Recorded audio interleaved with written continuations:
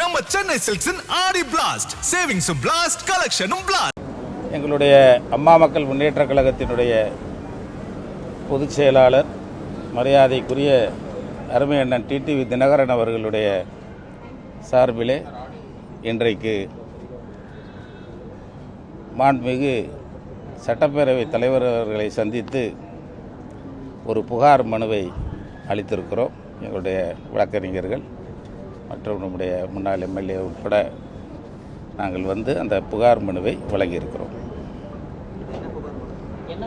உங்களுக்கெல்லாம் தெரியும், மன்னார்குடி சட்டமன்ற தொகுதியினுடைய சட்டமன்ற உறுப்பினர் திரு காமராஜ் அவர்கள் கடந்த ஃப்ளோர் டெஸ்ட்டில் அவர்கள் எங்களுடைய தலைவருடைய அறிவுறுத்தலுக்கு மாறாக செயல்பட்டது உங்களுக்கெல்லாம் தெரியும். அந்த அடிப்படையிலே அவர் மீது நடவடிக்கை எடுக்க சொல்லி பேரவைத் தலைவர் அவர்களிடத்தில் மனுவை கொடுத்திருக்கிறோம். அவரும் உரிய நடவடிக்கை எடுப்பதாக சொல்லியிருக்கிறார். இது வந்து சிங்கிள் மெம்பருங்கிறதுனால இதில் கட்சி தாவல் வராது அப்படிங்கிறதெல்லாம் கிடையாது. தலைவருடைய அந்த வழிகாட்டுதலை நீங்கள் சபையில் மீறும் பொழுது அவர் மீது தகுதி நீக்க நடவடிக்கை எடுக்கலாம். அந்த அடிப்படையில் தான் இன்றைக்கு நாங்கள் வழங்கியிருக்கிறோம். அதை பரிசீலிப்பதாக சட்டப்பேரவைத் தலைவர் அவர்கள் சொல்லியிருக்கிறார்.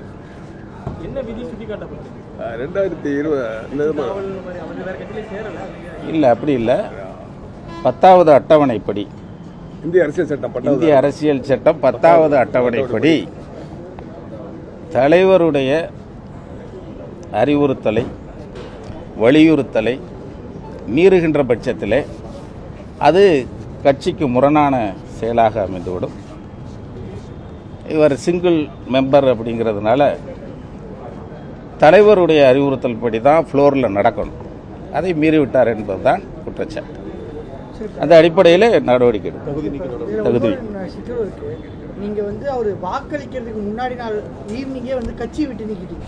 அவர் அஃபிஷியலாக வந்து ஃப்ளோருக்கு வாக்களிச்சது வந்து அடுத்த நாள் தான்.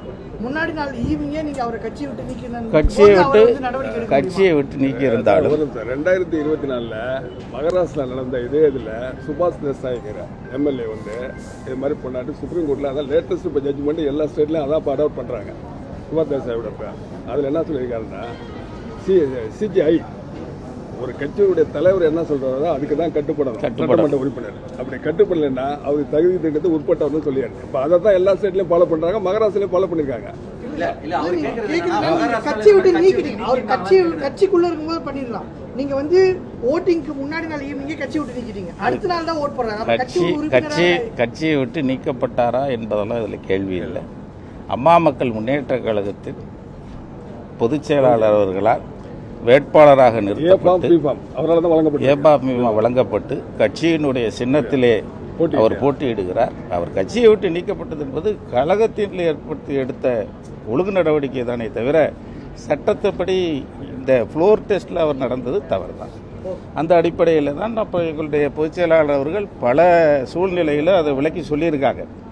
இதுக்கெல்லாம் அந்த மாதிரி வராது. அது மட்டுமல்ல, இதுக்கு நேரங்காலமெல்லாம் கிடையாது, எப்போ வேணாலும் இதை கையாள முடியும் அப்படின்னு சொல்லியிருக்காங்க. அந்த அடிப்படையில் தான் அதான் சொல்கிறேன். தாமதம்ல இதுக்கு கால அவகாசமே கிடையாது. இதுக்கு எக்ஸ்பைரி எல்லாம் கிடையாது.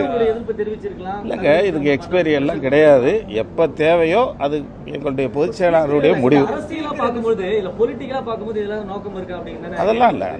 எந்த ஏற்கனவே பல பேட்டியில் எங்கள் தலைவர் சொன்னது உங்களுக்கெல்லாம் தெரியும். ஊடகவியலாளர்களுக்கு என்ன சொன்னாங்கன்னு சொன்னீங்கன்னா, அது நேரம் வரும்போது அதற்கான நடவடிக்கை எடுக்கலாம். இதுக்கு எக்ஸ்பைரி எல்லாம் கிடையாது.